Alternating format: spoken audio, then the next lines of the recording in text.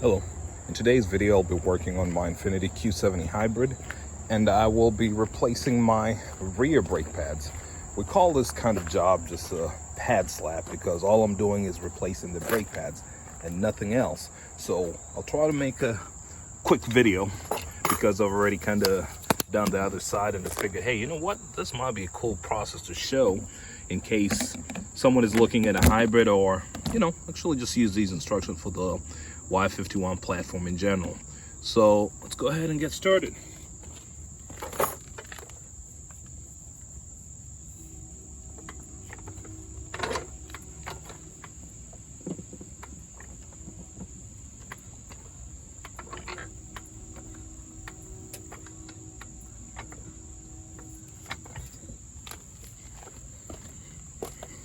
First things first, I'm going to break these loose.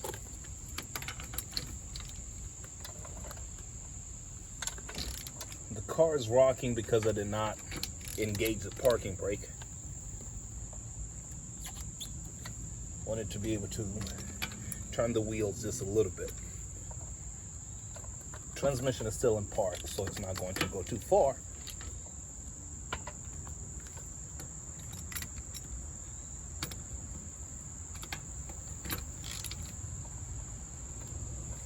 Okay, broken loose. Or two, lift it.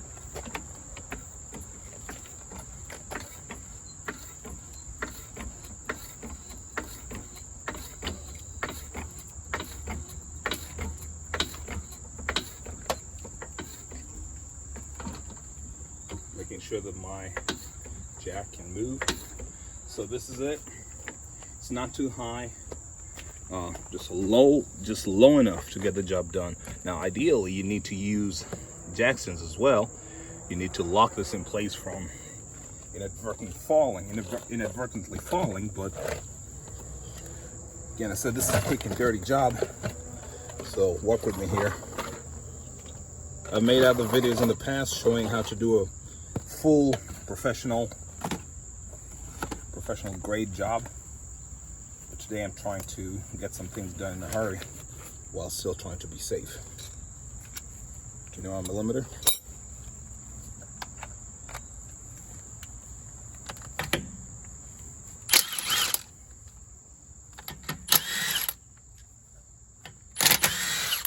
I always go for the star pattern, even when it's loose.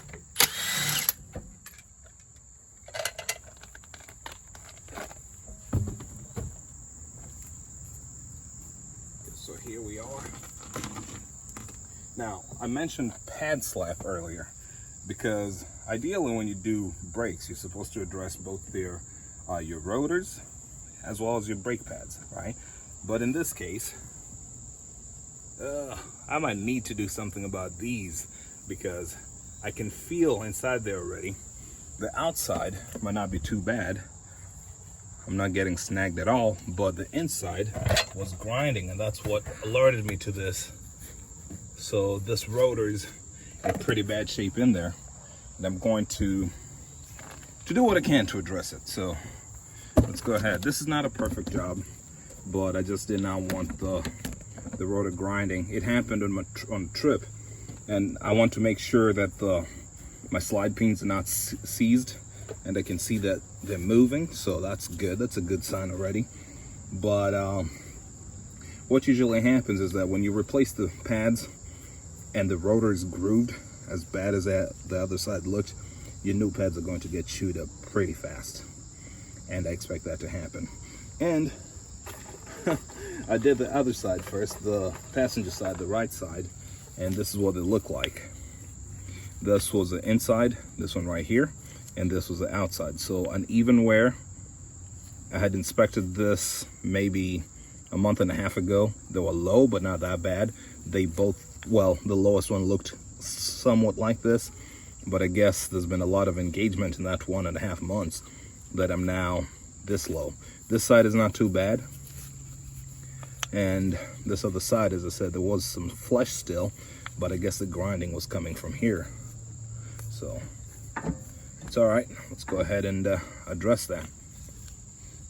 The only tool you really need is a 14 milli, this one right here. Make sure it's in. Okay.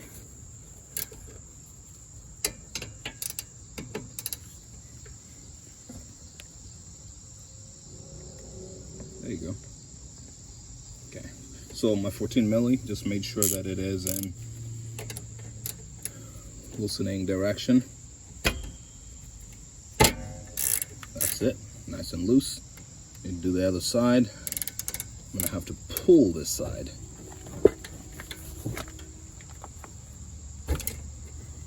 There you go. Did not really take too much. One thing I wanted to show about these is that you've got two styles of slider pins. The top one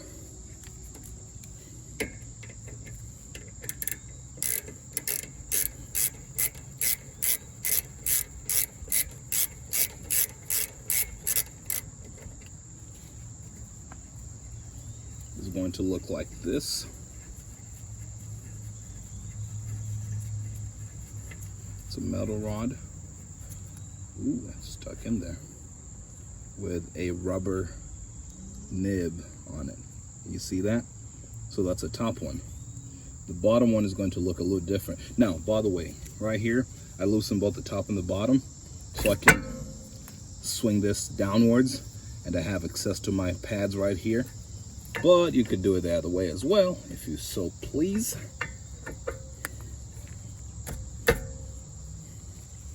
Lock the top.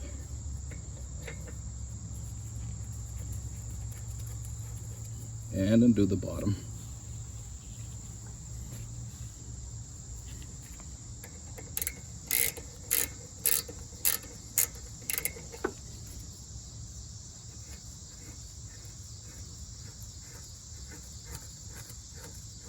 Some vehicle designs allow you a little more flexibility. Okay, so this is the other style of slide pin, right? More or less standard. In the back, the one with the rubber goes to the top. The solid one, the continuous one goes to the bottom. In the front, it's the opposite. Set this over there. So you could swing this, should be able to swing it upwards. So do whatever it is that works best for you. Sometimes you want to do this so that when you go to spray things around, you know, everything just drops down without anything falling onto that. So up or down, do whatever works best for you. And I'm going to now remove this. Usually at this point, I need to come in with my spreader tool. And this is my spreader tool. Brake pad spreader, caliper spreader. And I would usually use it right around now, over here, in between this. But I'm not going to use it yet because I want to tell you why I even use it, okay? So we'll be back. Okay, let's go ahead and remove these pads. Pad number one. Decently smooth.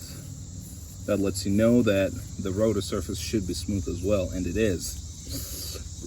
Pad number two. Yeah. There you go. Rub the the friction material all the way off. We're down to metal in certain places, so that's not good. If you can see these holes, that means you've gone too far.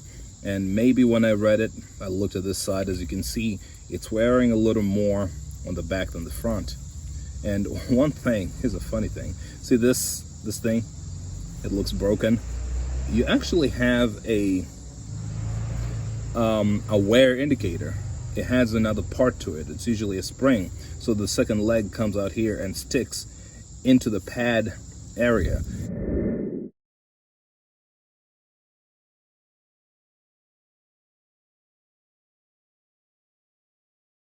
And usually you should have that so that as this thing wears down, as it becomes this thin, it scratches, so that it scratches against the rotor and makes a noise.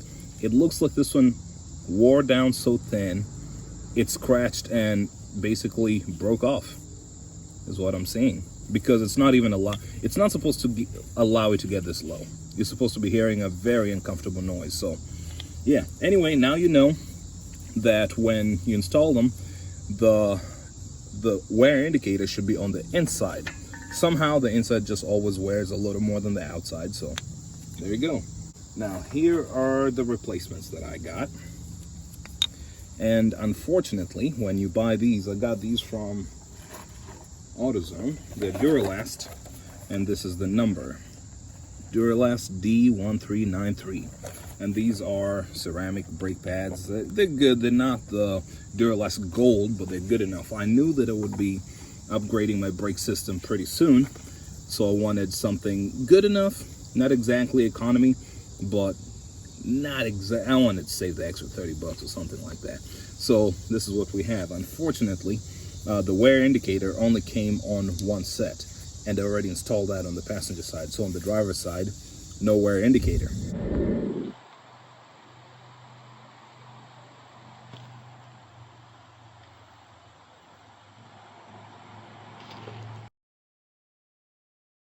If everything is wearing evenly, if your system is working the way it should, as long as you hear the wear indicator, you're supposed to just address it. But a lot of aftermarket ones do not come with a wear indicator. So just take that for what it is. And we're going to go ahead and work on this. Just pulling it from here. Probably would help if you had like a flathead or something like that. Ooh, scratch something. Okay, here. I'll set this here for now. Do the same thing over here.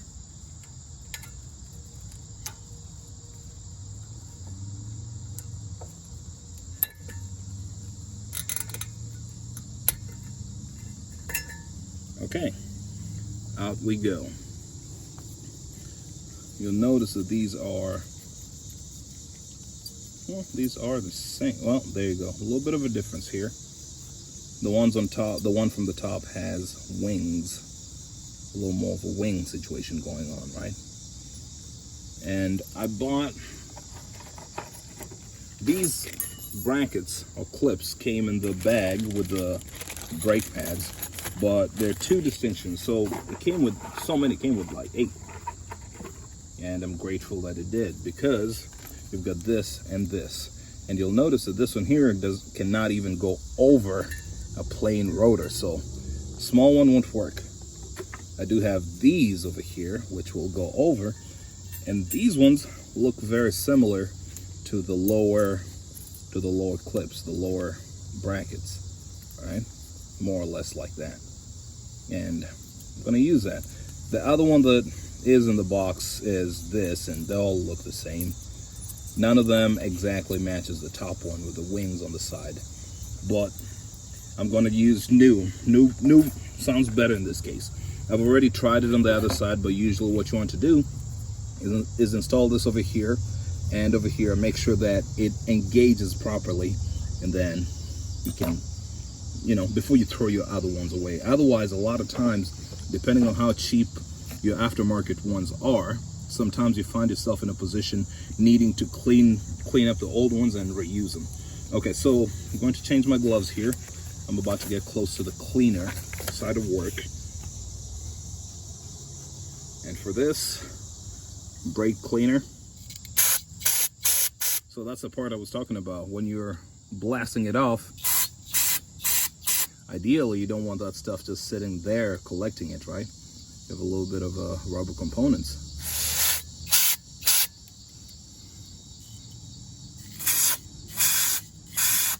All right, it's cleaned up. Then I try not to clean that directly, so I just spray it onto paper towel and then wipe it around.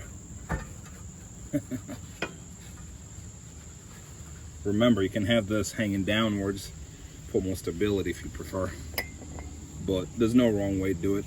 Just don't douse your rubber components with with the brake cleaner or whatever chemicals you're using to clean. Okay, so that's part of the heavy part. Okay, so I'm going to install these clips. I have 2 different types of brake lube, used lube. Down here, it doesn't really require lube, Lube is for the contact parts with the brake pad, and the brake pad goes in here and slides around in here. So, but I usually like to use the lube over here just to prevent any sort of rusting. I have this stuff right here, looks prettier, supposed to be blue. I can see a little bit of rust in there. But we also have the mean, nasty stuff. You touch that, it messes everything up, that black gunk. And that's what I use for the heavy duty componentry. So come here, apply this at the bottom here, contact points. You want it on the outside, you don't want it inside this gap.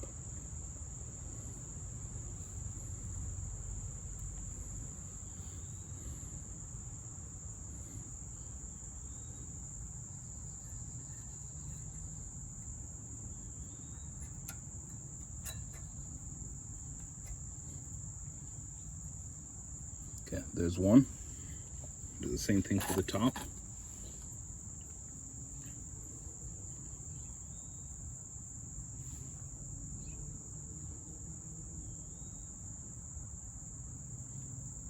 The big blob.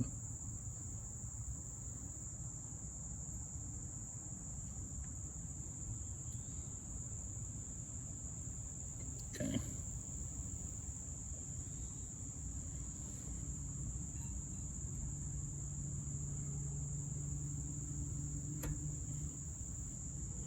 Again, remember, this is a pad slap job. This is not a perfect replacement because I know I'll be coming back here pretty soon to address this and do it right. I'll be changing the whole caliper design. I'll be going to the sport caliper, but I suppose the rear brakes wore a lot faster than I thought they would. It's crazy what modern ABS and also the vehicle dynamic control systems, how they wear the rear pads way faster than the traditional systems would. Okay, so that's part one. Part two, because this one doesn't have the wear indicators, it doesn't matter which one goes where. Anyone will go anywhere. But I can see that there was supposed to be a wear indicator over here. That's why they have that. But, you know, I mean, you could force it this way or this way, it doesn't really matter. And I'm looking through the bag, making sure there's no wear indicator over here that I'm missing. And sure enough, nope, just one. Kind of stingy. Okay, so here, this is what this is going to look like. I'm going to slide this in here. And then once it's here, just push it in. But with lube here and here. So let's go ahead, take it back out. Then lube it up. It might look a little weird when you insert it in there, but just remember the original ones, the seating on the original ones is the same. It's not, it doesn't look perfect when you look at it, right? It leaves a little bit of a gap. It looks like, well, is it supposed to be here? So just so you know, it's fine. And the design probably takes into account a little bit of thermal expansion. So I use the same black goop, but like I said, doesn't really matter. If you go buy brake pads from AutoZone, they'll probably give you some kind of brake lube. Just use that. Whoa.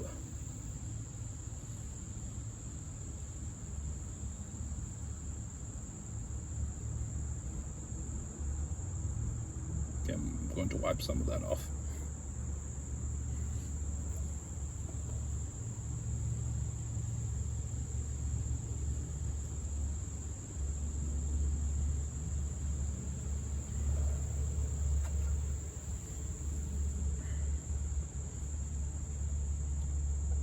Trying to make sure I don't put any of this onto the rotor.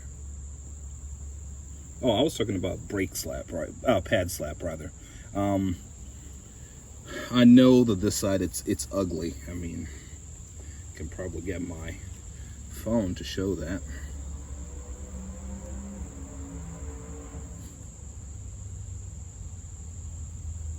Yeah, not exactly pretty. Look at that. I can already see that. Jeez. We're going to work on this in one or two ways. One, we'll just ride that brake pad, see how much it cleans it up. But like I said, I know pretty soon I shall be coming in here and changing this rotor. So it's not a perfect job. It's not the kind of thing that if I were in a shop, it wouldn't fly. I would go ahead and encourage the owner to, you know, change the rotor as well. But in this case, I know what the long-term plan is, and in I wanted to say in like 2 months I'll be installing the other calipers, but you know, a lot can happen in 2 months. But what I'll do is I'll come back and just check on it again in that time frame. Let's go ahead and lube the second one up.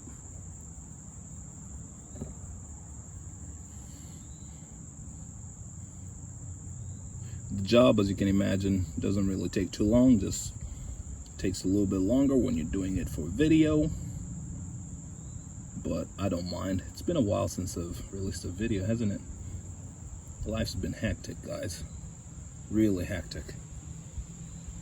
Okay, I'm going to work this one in. I'm using the knowledge I have of this side to do it, because I can't really see the other side.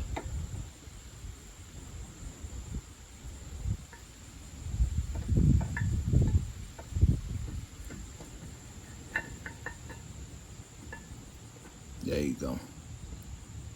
Took a little bit of convincing, but we're in, and I can see it's moving sort of freely. What I'm going to do though is poke my head in there, make sure everything is legit.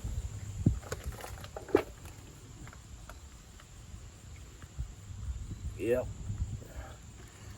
Just making sure that it wasn't stuck on the bracket, on the caliper bracket.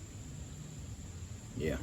All right, so this point is the next part of the video is going to make a point as to why I said I should have used my brake tool over here. So this is what happens when I go to put this back on. It can't go on, and the reason is this thickness right here is much more considerable when you compare it to the old brake pads, right? See that?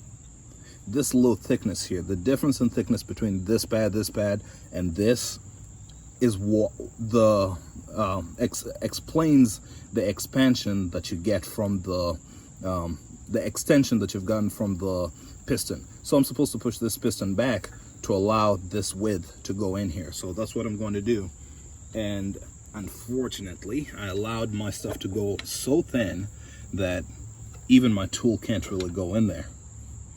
So what I'm going to do is come here, sort of pry on it. Well, no, I just pushed, really. Should have gotten my, just push for now. I have my hand on the other side so it doesn't jump off, because it can just slide off. And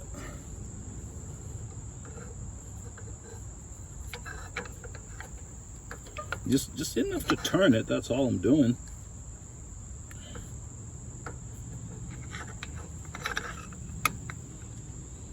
There you go.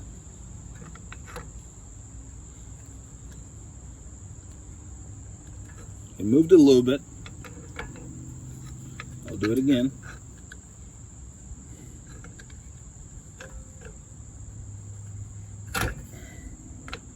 Again.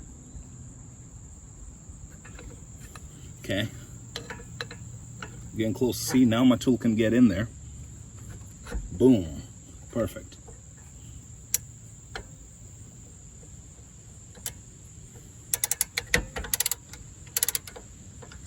Sorry you can't really see what's going on, but I'm widening it.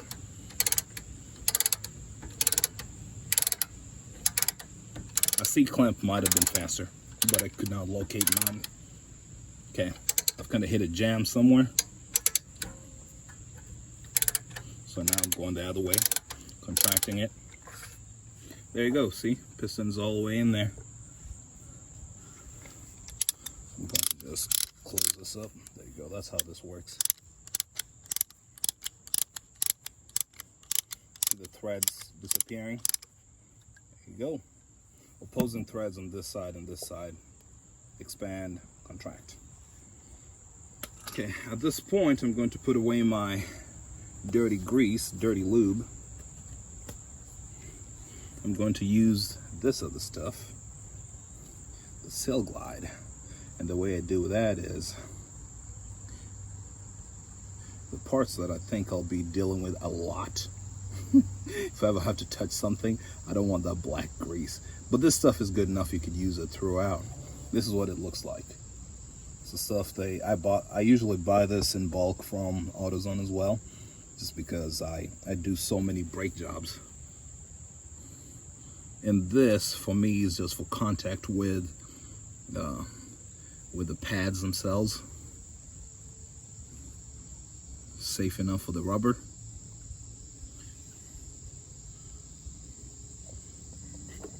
And it's not like this part should constantly rub against the brake pad, but as it goes in, I just don't want it to go in dry. Boom, look at that. See how much space you get? Then down here, I'm just trying to massage this in. Okay, and then I use the pretty stuff right here. So this one has enough lube. I'm glad that the caliper is not frozen like it usually happens with a lot of Nissans. And that's what I thought I had initially when I noticed that the wear on the inside was a little dramatically more than the outside on the original pads. But thankfully everything's still moving. So this one I'm not going to clean out or anything. I'm just going to add just a little bit of lube on the sides without messing with what's there. And then stick it in at the bottom. There you go.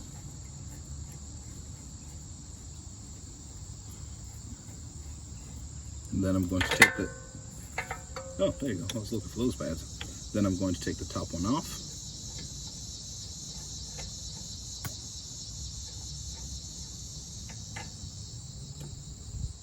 And do the same.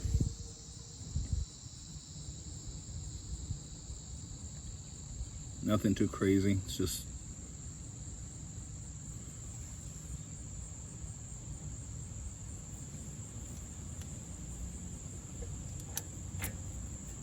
there you go.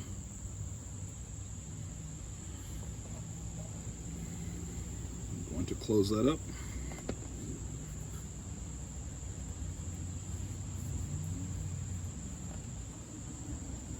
There's a way to do a perfect job, and this is not it. This is a quick job. I want to get back on the road. So I changed this to tightening mode, right? My 14mm tool, and we're going to go for that.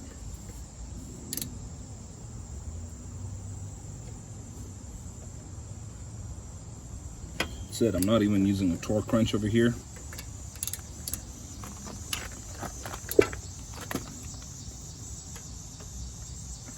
There you go. The torque for that is in,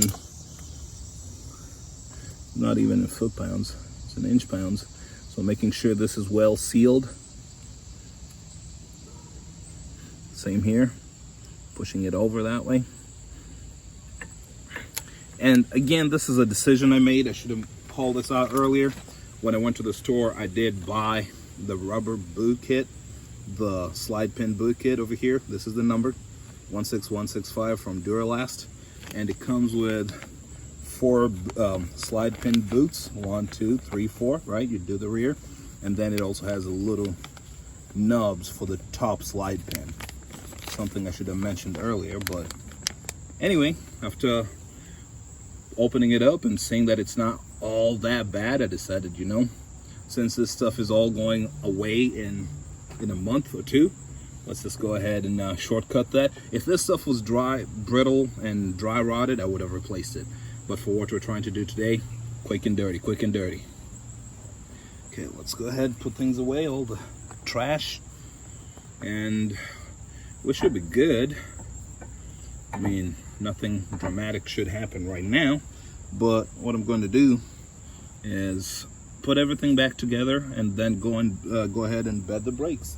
Bedding the brakes is where you go for that drive and basically engage your brakes lightly, let the pad wear into the rotors. Very important, especially when you change all 4 corners, because the first time you get out of the shop, the garage, you probably don't have any brakes at all. But with something like this, since I already have front brakes, my front brakes are operational, they're not new, that should be, at least I have a little bit of an advantage in that regard. So we're going to go ahead and put things back together. I'm going to reinstall my wheel, then go for a ride. But that's pretty much it. Quick and dirty job, replacing the rear brake pads on a Y51 platform. Nissan Y51 platform. That is the Infiniti M and Infiniti M from 2011 and up, M37, M56, Q70s, and even the M35 hybrid and Q70 hybrid. In the Nissan hybrids, at least in the M hybrids, the brake stuff, we don't have regenerative braking that is dependent on any hardware in the brake system. The brake system is pretty much the same. There you go. Now doing final torquing on my lug nuts. Listen to this.